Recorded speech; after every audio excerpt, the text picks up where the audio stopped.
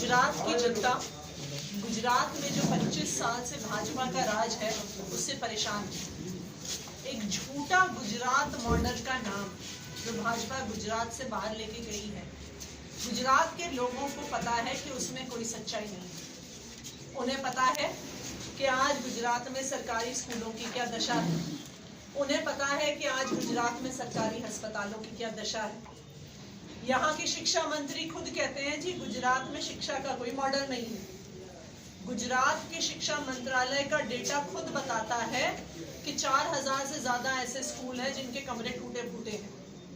ये वही गुजरात है जहाँ पे कोरोना के दौर में इलाज के तरीके सामने नहीं आते। ये वो गुजरात है जहाँ पे वेंटिलेटर स्कैम सामने आता है।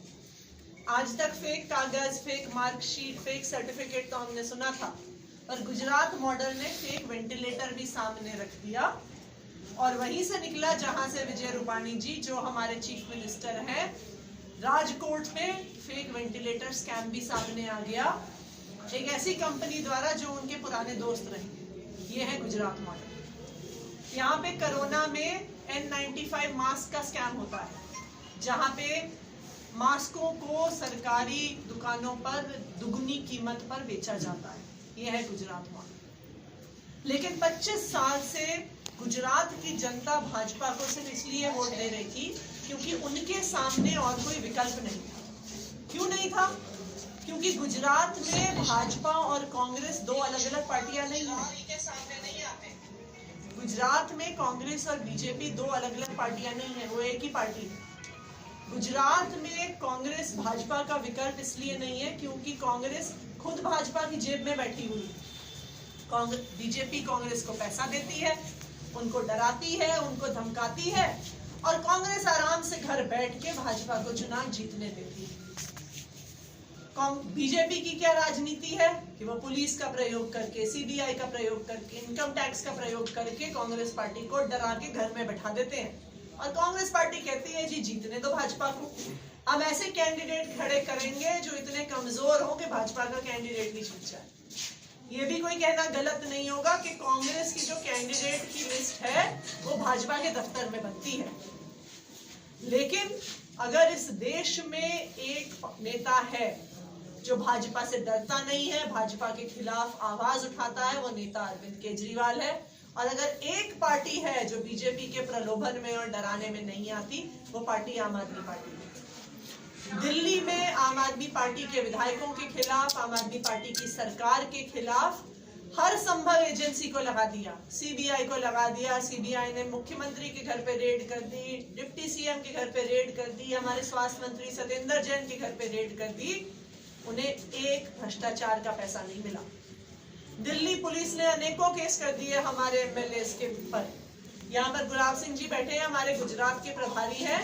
दिल्ली पुलिस दिल्ली में होने वाले क्राइम, मर्डर, बलात्कार पे कोई एक्शन नहीं लेती, लेकिन क्योंकि आम आदमी पार्टी के एमएलए थे, जेम्स बॉन्ड की तरह दिल्ली से अहमदाबाद फ्लाइट लेके आए कि गुजरात में अरेस्ट करेंगे। ये है इस प्रकार का डर जो भाजपा लाने की कोशिश करती है। दिल्ली की सरकार की 400 फाइलें 4 महीने रख के बैठे भाजपा के एलजी साहब, भाजपा के नेता। उन्होंने सोचा था जैसे हम भ्रष्टाचार करते हैं वैसे आम आदमी पार्टी वाले भी करते होंगे, उनको पकड़ लेंगे। 400 फाइलें 4 महीने रख के बैठे, लेकिन एक पैसे का भ्रष्टाचार भाजपा आम आदमी पार्टी की दिल्ली सरकार में नहीं ढूंढ पाई। ये है आम आदमी पार्टी। हमारे भाई गोपाल इटालिया जी जब से प्रदेश अध्यक्ष बने हैं आम आदमी पार्टी के, उन पर भी केस किए। महसाना में किसान आंदोलन में केस किया, जब ये फी माफी आंदोलन कर रहे थे वहां पे केस किया। लेकिन हम भाजपा को बताना चाहते हैं कि आम आदमी पार्टी है, हम अरविंद केजरीवाल के सिपाही हैं। आपने 5 केस किए, अब 500 केस कर दो, लेकिन फिर भी सच्चाई की लड़ाई हम लोग लड़ते रहेंगे। तो आज इस प्रेस कॉन्फ्रेंस के माध्यम से हम ये घोषणा करना चाहते हैं कि आम आदमी पार्टी भाजपा के खिलाफ एक मजबूत विकल्प बन के खड़ा होगी गुजरात में। आम आदमी पार्टी भाजपा के डराने से डरने वाले नहीं है। आम आदमी पार्टी भाजपा के पैसे के प्रलोभन में आने वाली नहीं है। और आज जो भाजपा सत्ता में काबिज है, क्योंकि कांग्रेस उनकी जेब में है, उस सत्ता से हटाने का काम भाजपा को आम आदमी पार्टी करेगी। हम जो 2 महीने में होने वाले पंचायत, जिला पंचायत, म्युनिसिपैलिटी के चुनाव हैं, आम आदमी पार्टी उसे लड़ने वाली है। आज हम पहली लिस्ट की घोषणा भी कर रहे हैं अपने कैंडिडेट्स की।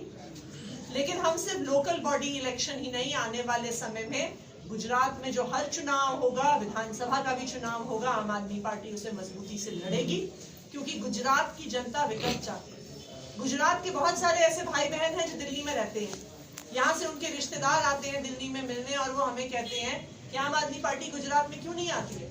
हमें भी चाहिए एक ऐसी सरकार जहाँ पे भ्रष्टाचार नहीं, हमें भी चाहिए एक ऐसी सरकार जहाँ पे सरकारी स्कूल अच्छे हो, हमें भी चाहिए एक ऐसी सरकार जहाँ पे हमारे यूथ को रोजगार मिले, जहाँ पे हमारे घर वाले बीमार हो तो हम अस्पताल में जा सके। और इसीलिए गुजरात की जनता की डिमांड पर आम आदमी पार्टी अब एक मजबूत विकल्प के तौर पे गुजरात की चुनावी राजनीति में उतर रही है। आज हम पहली लिस्ट की अपनी घोषणा कर रहे हैं, और आम आदमी पार्टी शुरू से एक अलग ढंग से चुनाव लड़ती आई। 2013 में जब हमने चुनाव लड़ना शुरू किया तो एक ऐसा समय था कि लोग हम लोगों को देख के कहते थे कि तुम कैसे राजनीति करोगे, ना तुम्हारे पास पैसा है, ना बाहुबल है, ना धर्म की बात करते हो, ना जात पात की बात करते हो, इस देश में ऐसे राजनीति नहीं चल सकती। लेकिन आम आदमी पार्टी ने पूरे देश को दिखाया कि ना सिर्फ कम पैसे पे और ईमानदारी से चुनाव लड़ा जा सकता है, बल्कि जीता जा सकता है। 2015 में आम आदमी पार्टी दिल्ली में 67 सीट लेके आई, और शायद जितना पैसा हमने पूरे चुनाव में खर्च किया, भाजपा एक एक सीट पे खर्च कर देती थी, लेकिन फिर भी आम आदमी पार्टी 70 में से 67 सीट लेके आई। 2020 के चुनाव में फिर से भाजपा ने हर गंदी राजनीति करके दिखा दी, लेकिन आम आदमी पार्टी 70 में से 62 सीट लेके आई। क्यों? क्योंकि हमने काम करके दिखाया था, दिल्ली की जनता को हम पे भरोसा था।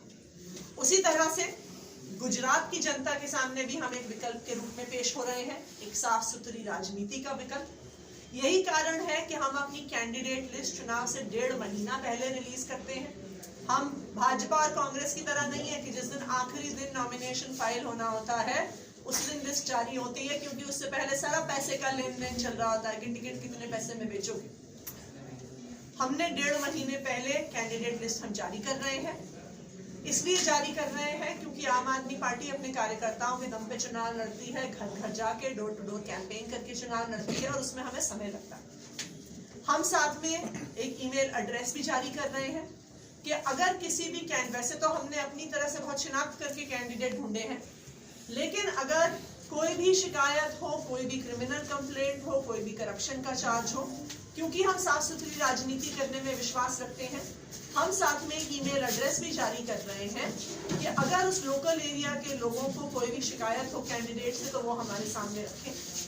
हमने हमेशा से 3 C's की बात करी है, करप्शन, क्रिमिनलिटी, कैरेक्टर। अगर इन तीनों में कोई भी कमी पाई गई तो आम आदमी पार्टी सबसे पहली ऐसी पार्टी है जो अपना कैंडिडेट बदलने को भी तैयार है।